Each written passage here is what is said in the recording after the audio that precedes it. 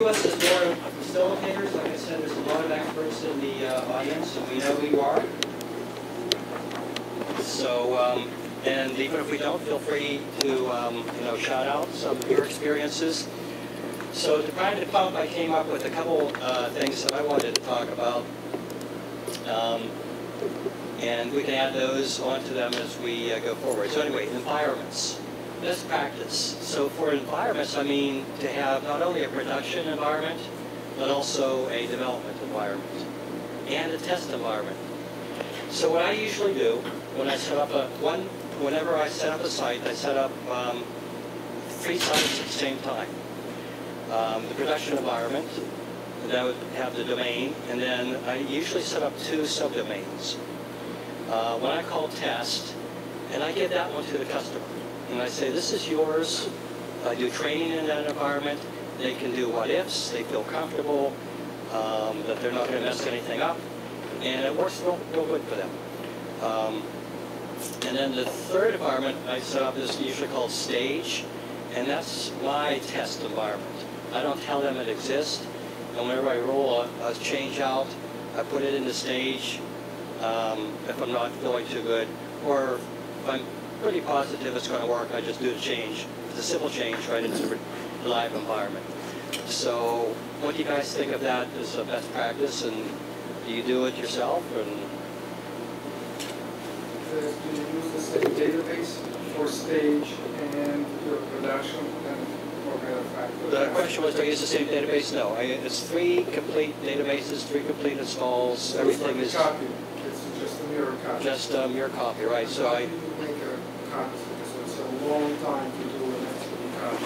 I usually, one of the things I do is, I set up all the components, and then the last component I set up is keep a backup. So I do my backup, and then I'll FTP that over to the new site. And use a Kiva backup. I use a Kiva. Restore in the test site. And restore it in the test subdomain, yes. Because the Kiva gives you one big file just to move around. You don't have thousands and thousands of PHP and files. And a Kiva or cloner. Okay. Do you use a program to keep track of Do I use a program to keep track of my revisions every time you change a file or something or a component? No, I don't.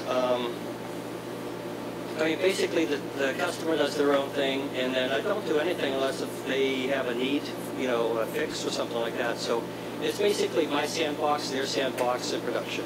Is it live? It's live, yeah. So how do you do something for robots not to go there? Yes, that's a good point. So yes, I do change the robots.txt file so that robots don't go to the test.domain, stage.domain. Sometimes I forget, but good point. And I actually take it one step further.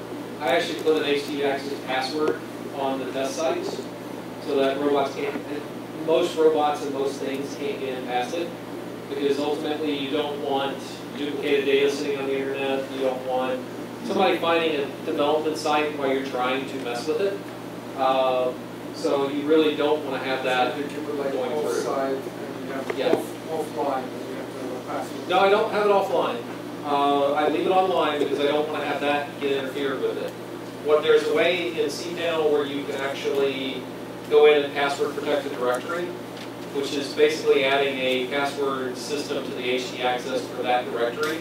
Then you have a little pop-up that comes up and says username and password that is separate from Joomla. It's actually at the server level. So it's basically that comes up before Joomla even gets involved at all. So if you check cPanel, look for something that says password protect directory, and then it'll kind of lead you through how to add one. It'll protect both your regular directory and the administrator directory. What password do you use? What password do I use? Password is password. It differs by each client. Yeah, you want to make sure you don't put the same one on every site you build. When you say cPanel, you mean Joomla? No, your hosting control panel.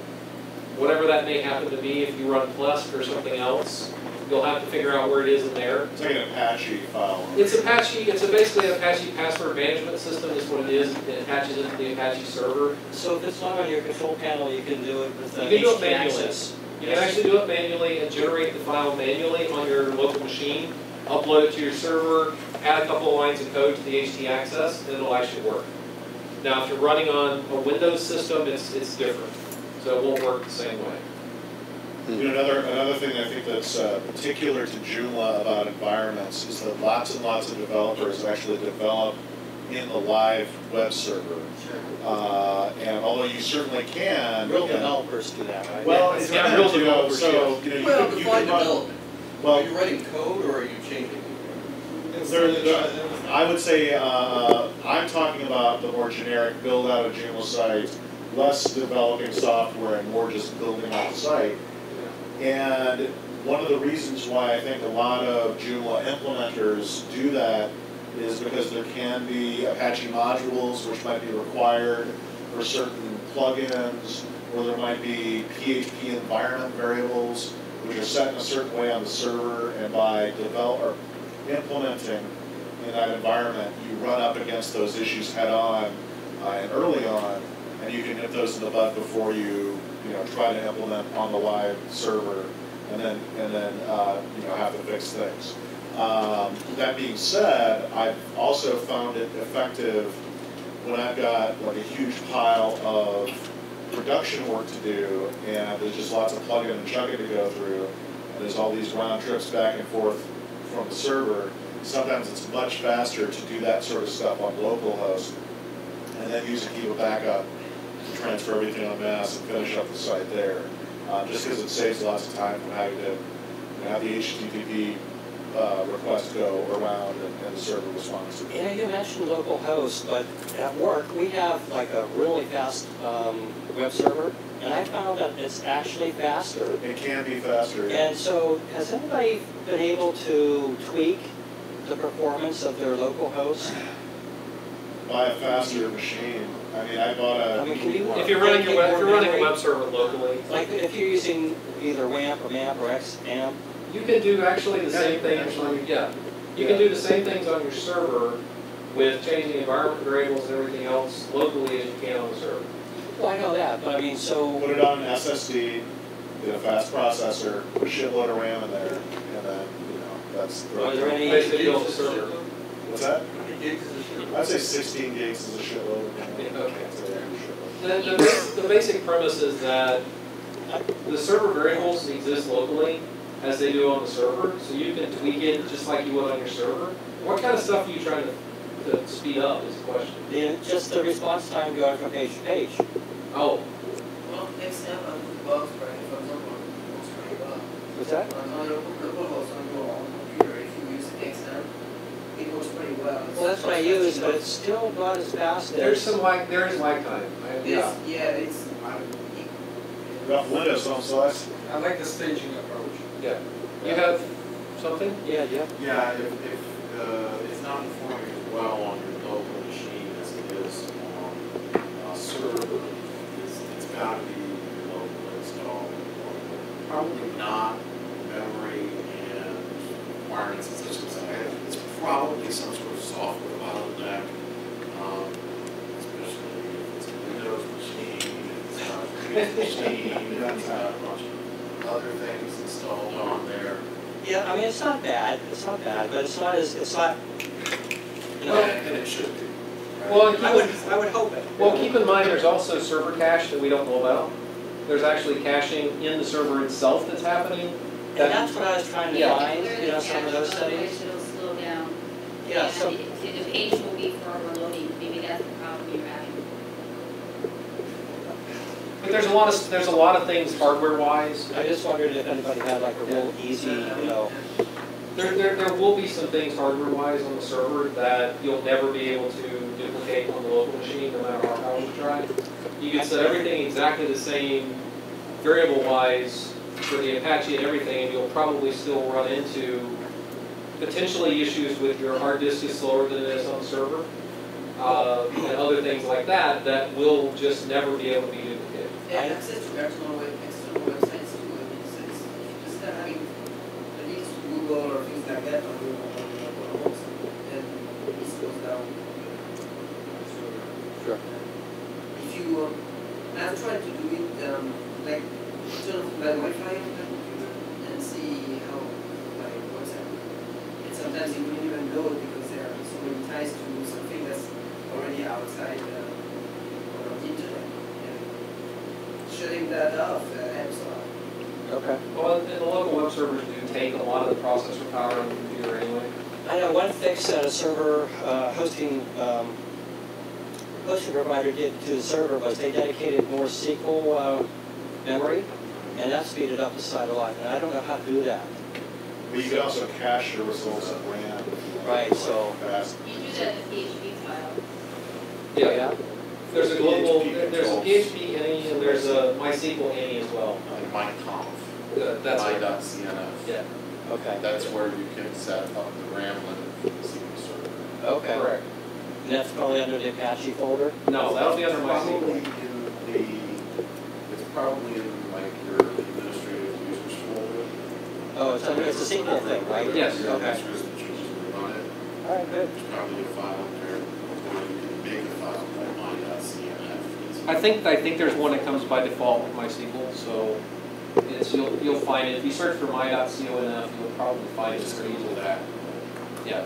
Okay, great, thanks. Is that for local host or is that for the Local stage? host. Well, You won't be able to do it. You won't be able to do it for the server unless you own your own server. Oh, Yeah. So unless you have a dedicated or a VPS server, you won't be able to touch those configuration files if you're on shared hosting, except in the cases of some of the, and these are things you need to look at anyway related to server environments.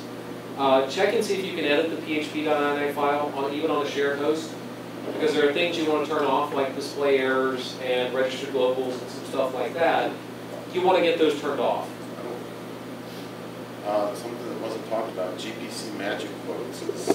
Right. That's a new one in very 3.0. Good for 3.0. Correct. So you need to make sure your server environment has that turned off.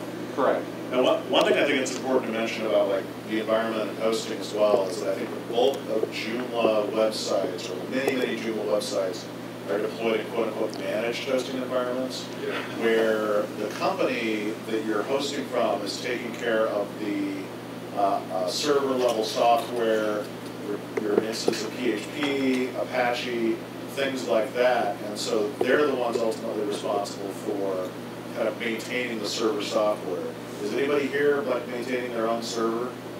Okay, a couple studs there. I'm, that's beyond me. I mean, how much takes a bit of work, doesn't it, to stay on top of that stuff?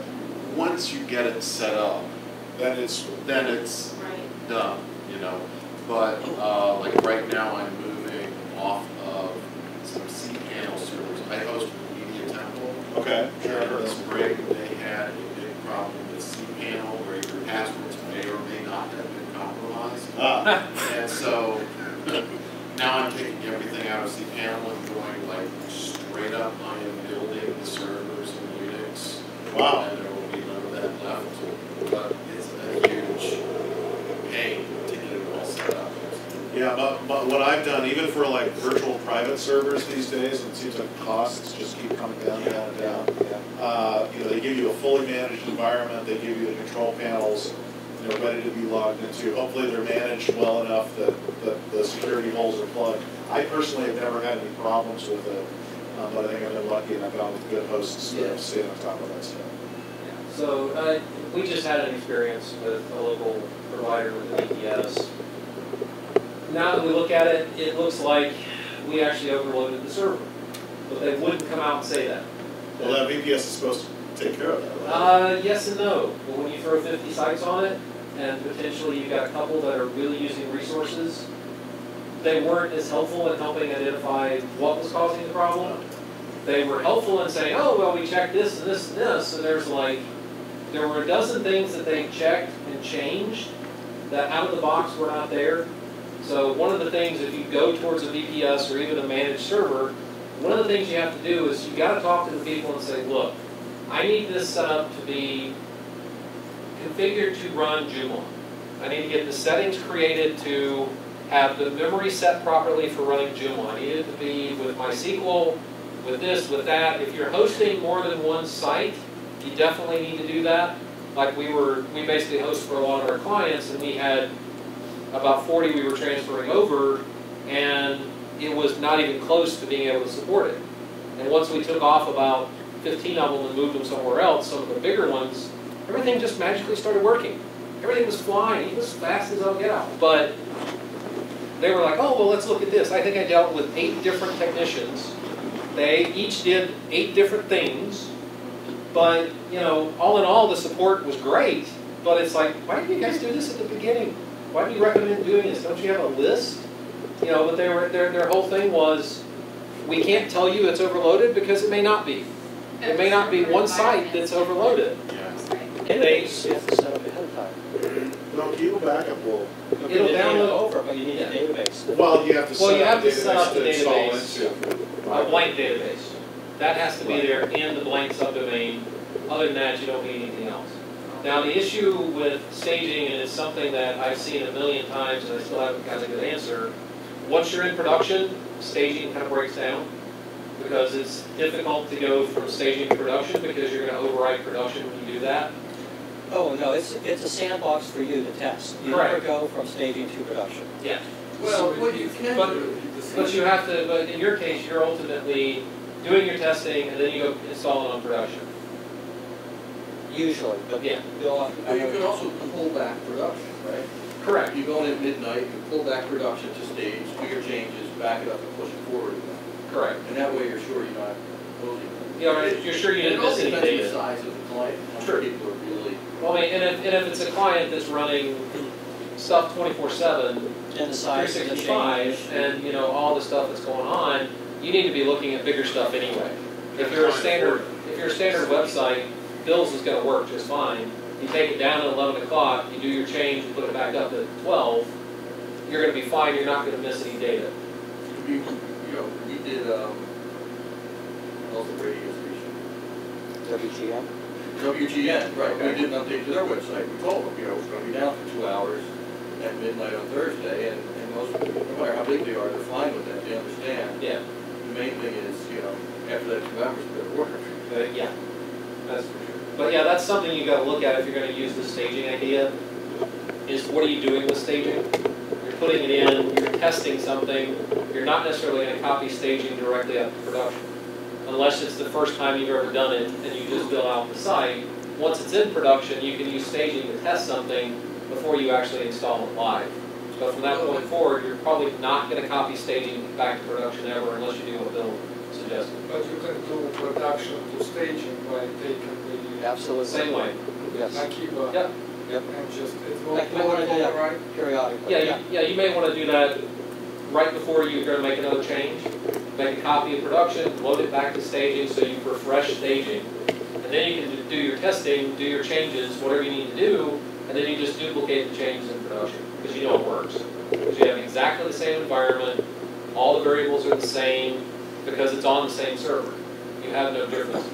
So, are we ready to move on? I think so. Backups. Who does backups? Question is, who does not do backups is the better question. And, okay, so when do you start doing them? After go live, before go live? Before go live. Before go live. I do it every. I have a, Midnight every I day. have a good rule of thumb for backing up. Anytime you cry, if you lost everything you've done since the last backup, you should do another backup. And anytime you lose something, now you can't cry. What if you just hurt? Make multiple backups, I do 3. In case I, have it on my laptop and I lose it, I keep one on the server so I can, put it on immediately, then I keep one usually, on a separate device, tablet or whatever I'm working on it. And a fireproof safe and a Yes. bunker. And I think we'll probably get to that. It's like more backups is better. I have it on my local machine, I have it on the server, and as well as my Mozy backs it up as well. And now I also have a screenshots back up on a daily basis by the. So I don't know if you've used a Kiva backup. One of the things in there, there's a cron facility that's very easy to set up. Set up a cron job in your cPanel. And it can run every night at 4 a.m. And I do that as soon as I set up the site. because a lot of times you're developing it, someone else is helping you, and you may not have version control, and you may write over a file. It's nice to have that comfort feeling. So it's important to do it from day one, because a day of development is, you know, it's a lot of hours. And if it's not backed up and something happens, it's... Has anyone used their external cloud backup? I have not, but that's what I go into. I don't know if you guys want to talk about that? Well, I've only been playing around with it, but you know, Akiva Backup can connect to Amazon S3 and I think a couple other accounts. I do Amazon S3 work really well. Yeah, and it takes the backups and whatever period you want and just dumps it straight to your cloud account. And then, you know, the storage is pretty affordable for that sort of thing. It's like a couple dollars a month, right? Yeah, a couple bucks. In some cases less. If you have a core Joomla site that's nothing but core, you might pay less than 50 cents a month for your storage on Amazon. I mean, some people are telling me they got bills that were like 25, 30 cents for their website. So if you have your own account, you just... You've got to create an Amazon S3 account. It also works with Dropbox, I think. This Some of the stuff does not work. Like, unless they've changed it recently with Dropbox, the quota system doesn't work. So, because the facility API for Dropbox didn't allow you to delete stuff from within Akiva Backup. So you couldn't say, keep the last 5 out there. You had to delete it yourself. Whereas with Amazon S3, it does. You can tell it only keep the last 5 backups on Amazon S3, and it'll delete anything older than the last 5. So those just kind of go away. But it automatically does the backup. You can set it up to do a cron job. You can set up, and what you should do is you set up multiple backups. Don't do just one. You want to have one that backs up to the server that you will periodically FTP to your own site, somewhere on your computer, hopefully. You can set one up that runs and goes to Amazon S3. And then you can have one set up that's a manual backup that maybe it only backs up the database. Maybe it only backs up the files. You know, you may also want to set one up that does a backup of just the core software, but not all the videos or images you have on there, because maybe they're 3 or 4 gigs worth of data. Maybe you only back those up once a month. And you can actually do exclusions and inclusions of stuff in your backups in Akiva that says, okay, this will only back up the image directory. This will back up everything. So you can have an absolute total full backup that gets thrown to S3 that maybe runs once a month on your site that you download. Yeah, I had a video on my server once I got hacked and all everything was gone. I went to Vimeo and that's it. Vimeo? Yeah. Yeah, and Vimeo, and that's some of the stuff you need to look at too is, with the backups, do you need all that stuff on your server? In a lot of cases, with the backups, people have gone also to using like CDNs and external storage for videos and things like that, so that you reduce what's actually on your server itself, so you have smaller backups. And it actually does help. So it's easy to exclude some sort of files. Yeah, or even Correct. database tables. Yeah, there's an exclusion in the backup when you edit the profile. There's an exclusion table you can go into that allows you to say, exclude this entire directory and subdirectories, and it just skips it. It doesn't include it at all in the backup. There's also some web hosts which provide another layer of backup. So like I've been using Rocket hosting. What's that? Never trusted. Well, you never. They've got their their default backups, but then for example Rocket, they own Rocket Vault thing, which is kind of a they have their own backups, but then they have another backup layer as part of their service. Well, it's kind of complicated, but it takes your whole home directory. And it only holds it for 30 days. Well, I'm just saying it's another extra thing. It's something that if you need it, it's there. But don't rely on it. Never rely on your server's backups. Right, it's more of a fail. Absolutely, that's the case. It's more of a fail-safe. But sometimes there are these, like a Rocket, for example, that's like yet another layer of backups. Yeah. They have their own internal backups. You have your Joomla backups, but then they also have this thing controlled through the control panel, which is like, takes your whole home directory and backs it up on a periodic basis, so you can restore it. All right, with backups. All right. for environment need backup to be covered more than that. That's a sample, but sometimes you guys do. You know, it's another topic. That's another That's a topic, topic, yeah, you know, maybe we do a couple of different Yeah. security backup thing, which we've done before, which we'll put it on the topic list as a potential topic for next year. So who has not been hacked yet? I have it. At least as far as I Not know. really, just My the clients have. things they done, Two people. shell scripting, You where will they be. changed my template, like, you know. You will big be. deal. That was hacked. Still hacked. No, not really, because they didn't get it into the administration or anything, they just changed the button and took out maybe the corner, or, I think they made the template. They still got on the server. They altered it. No, but it's my server. I understand. They still got on the server in the sense of, No, they didn't get it from my server. no, they got into your site.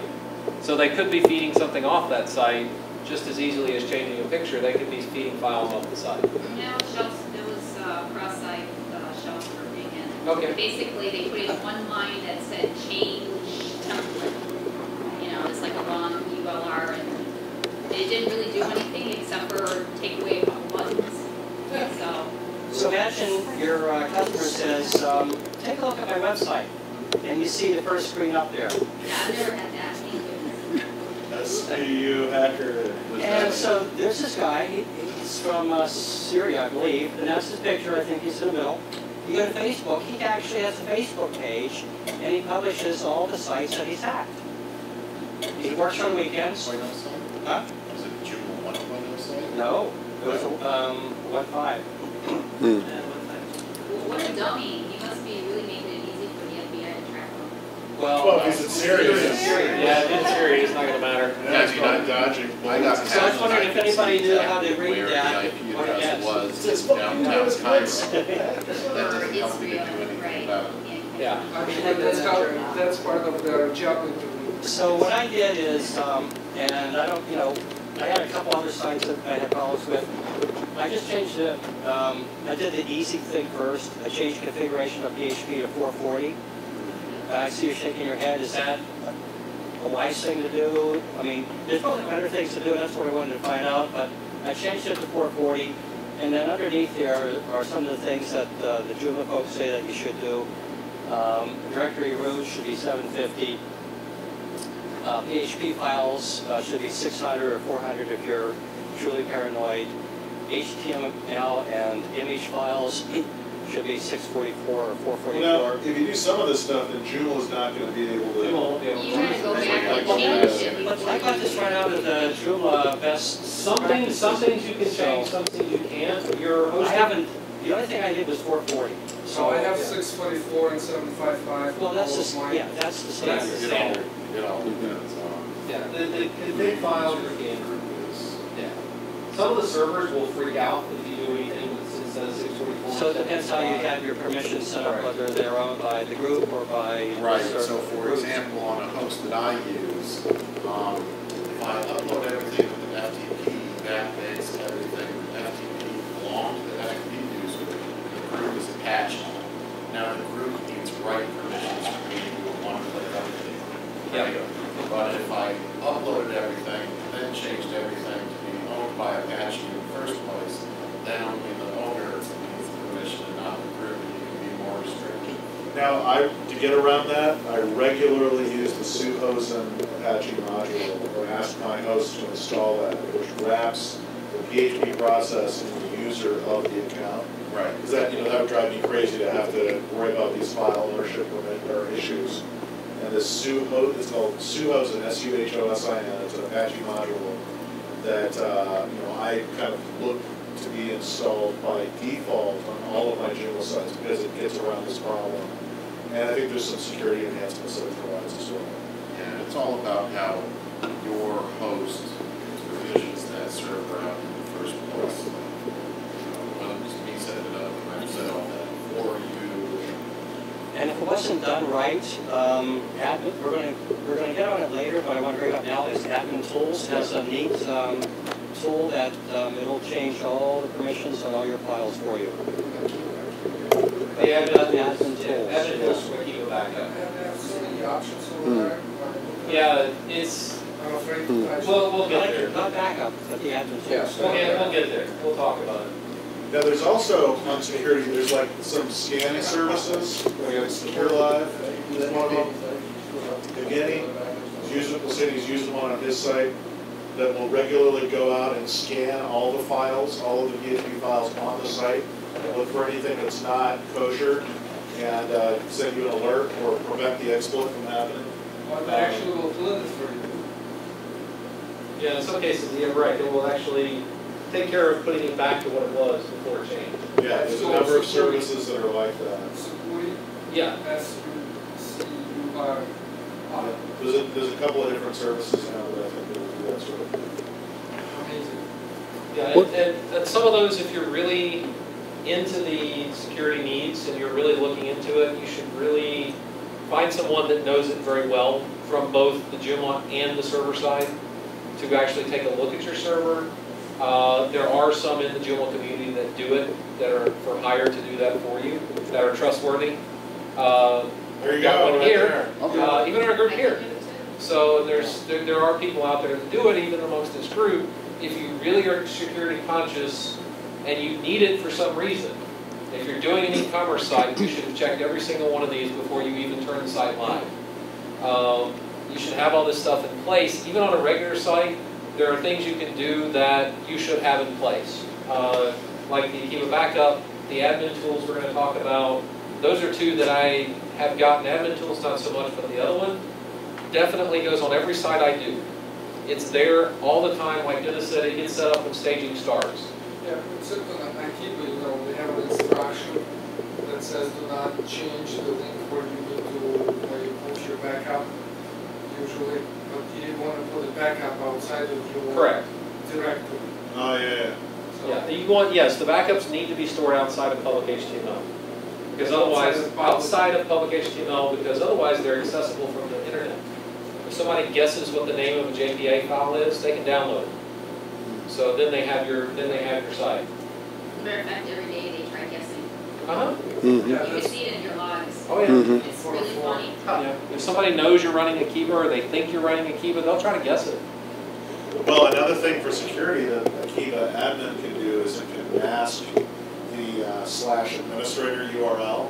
So it will force you to enter a question mark and then a secret word after, joomla.org/administrator.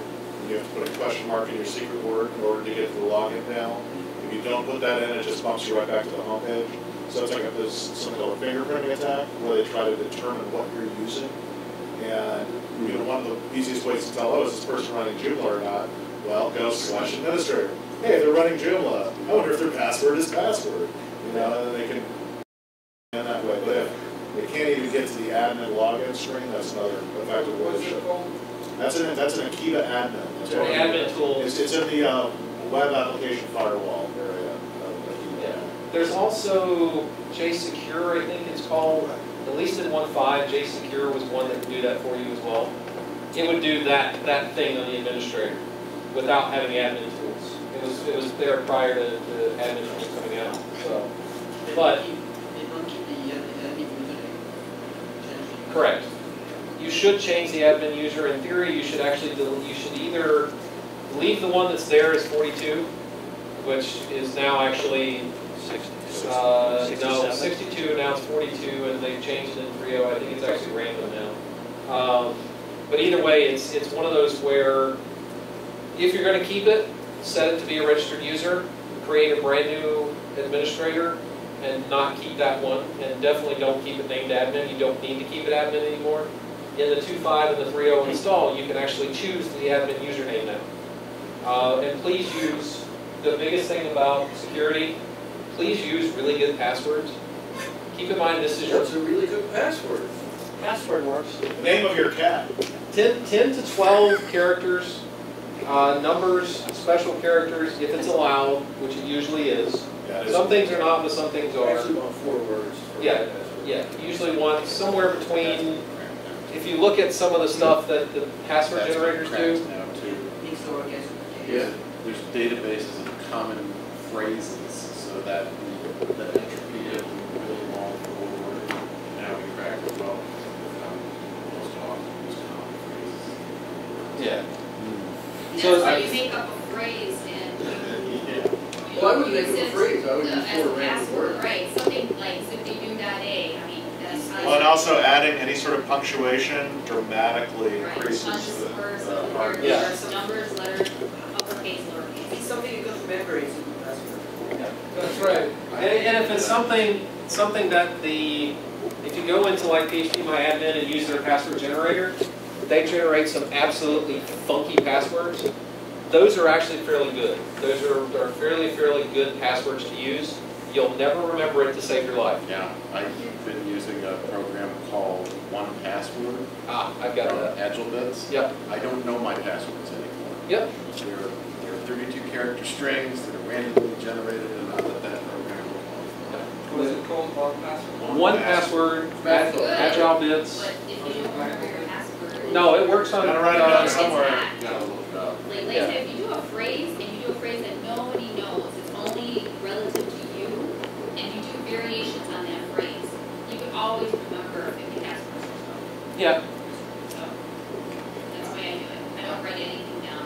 but just keep in mind that if you're utilizing a password, don't use the same one for the admin as you use for the database.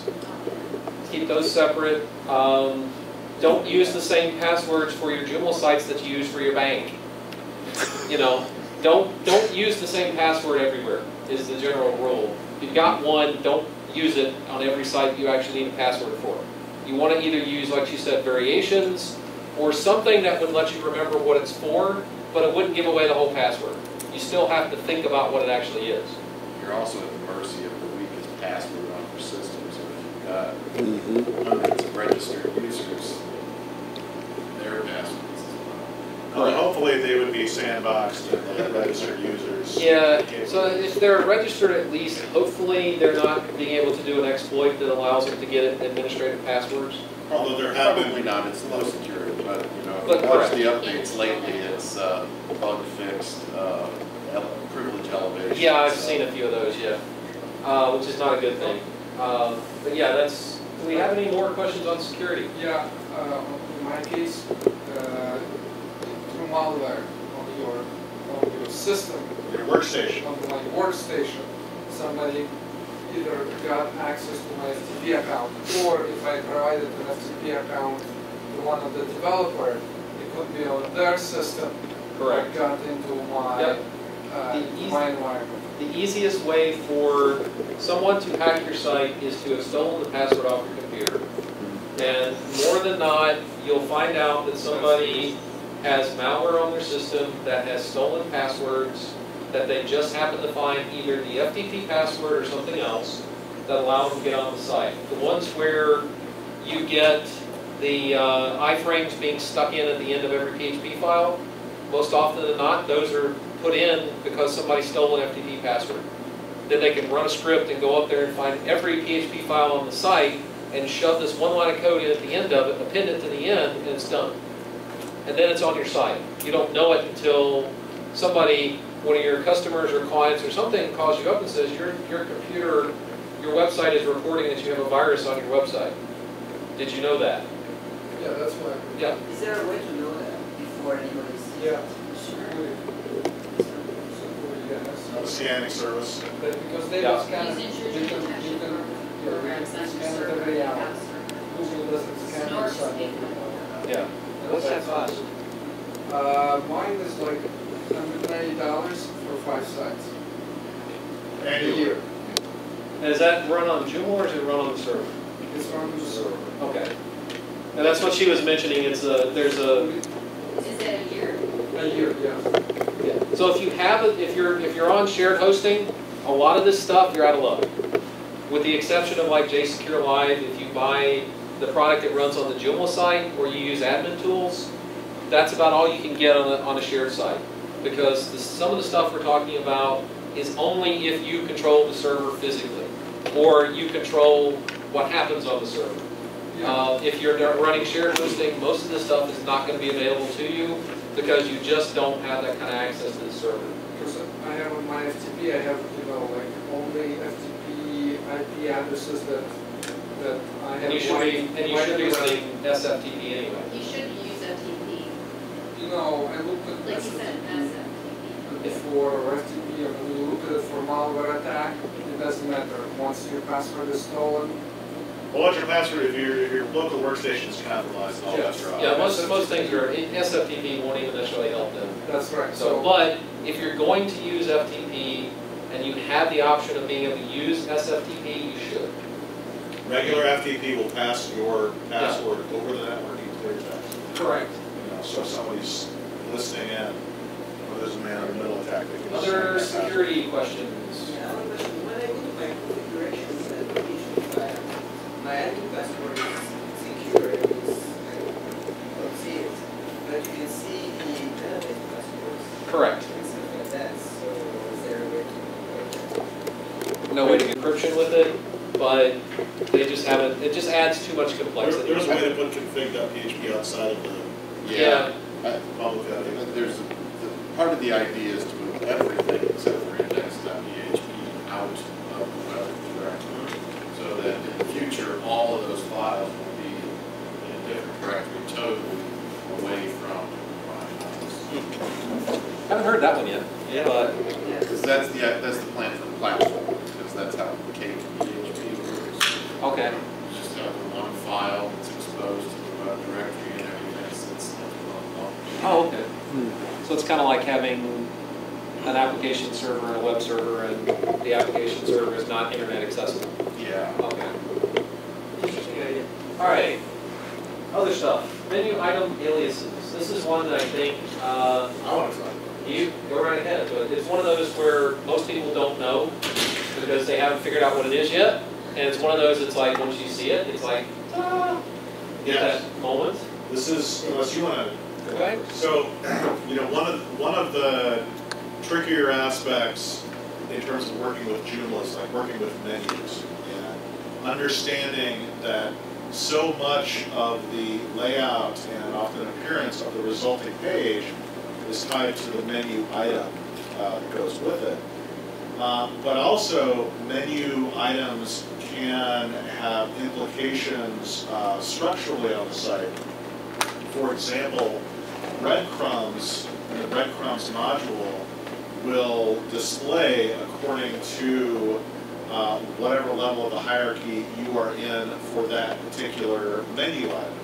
So one of the things I've started doing with a lot of my sites that are larger and that maybe have more complex structures, or maybe, you know, they're a couple levels deep, and then once you get in a certain area, there's like, you know, sub-menus off on the sidebar, but they're all kind of related to the general topic. I started, you know, setting up my main menu, or sometimes an outside separate menu, sort of the canonical menu that has the entire structure, or the entire primary structure of the site built out in it.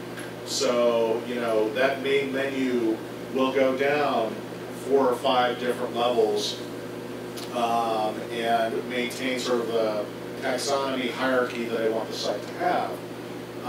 But say in the front end display, I don't want that main menu to show all those levels. Well, starting in Joomla 2.5, you can set your menu module to only show a certain number of levels in the rendered menu. So you can say, okay, only show the topmost level of buttons and then the next level down. So even though that menu in the menu manager may have a bunch of different structures to it, on the front end you're only showing those, you know, first 2 levels. This becomes useful when you're creating like these sidebar menus or sub-menus that you want to allow for navigation inside a particular area. And when I build these separate sub-menus, I build regular menus, but I use a menu item type of an alias.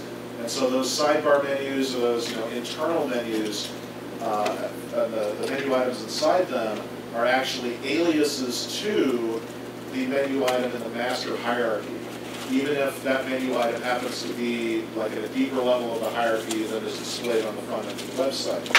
What this does is it gives you one place to definitively define the modules that appear on that page, And then it also syncs up things like breadcrumbs, so that even if you are jumping straight, deep into the area of the site, and you've got your breadcrumbs module showing, it's still going to show you the proper hierarchy, according to the master structure you've created. I found this useful for general Joomla sites. I've also found this useful for web Joomla sites that, like, I did one site that had sort of like an entire separate sub-site inside of it, that had a different template and structure and content and everything like that. But I actually made my master menu kind of like as a hidden menu item, and then I had all of the publicly accessible menu items just as aliases to that. I mentioned the hidden menu. If you've been working in Joomla for any length of time, you probably encountered this, and the fact that you need basically, or sometimes you need to create menu items which aren't really visible on the page, but which are still active in the system. And maybe this is for like a thank you for registering page for your email newsletter, and you want to make sure that that has a couple of specific modules that appear alongside the thank you message. Normally you have to create a hidden menu item for that. Or the result of the search page. That's another excellent example of like a type of thing that would probably be a hidden menu item. Landing pages, things like that. I found that by kind of following, you're still probably going to need a hidden menu for certain items, but for a lot of these items where you need a direct link, but it's still within the context of your overall site hierarchy, I found it easier to create this canonical menu and then use menu item aliases to tie into it. And the most important thing is, when you instruct your users, whenever they make up a new page, make sure you tell them about using the hidden menu. So when you're in your editor, if they're writing some text, go to this page in that paragraph that they wrote, they'll probably go to the content, because their thinking is it's content. And that's not always the wisest thing to do, because they give you a call, my modules aren't showing, or the box on the left or the right isn't showing. And so the best practice is to tell them to always go to a menu item whenever there's an internal link on a page. Right, yeah, always like so in JC, you can choose to either link directly to the content item, or you can choose to link to the menu item. Yeah, I always do the same. I always point at the menu item, and then that maintains your module positions, the item IDs. You always get like the same result, the same expected result on the same page. Yep. And the other benefit to an alias is not having duplicate content. Like most times, the most common use for a menu item alias should be the menu at the bottom that replicates the main menu.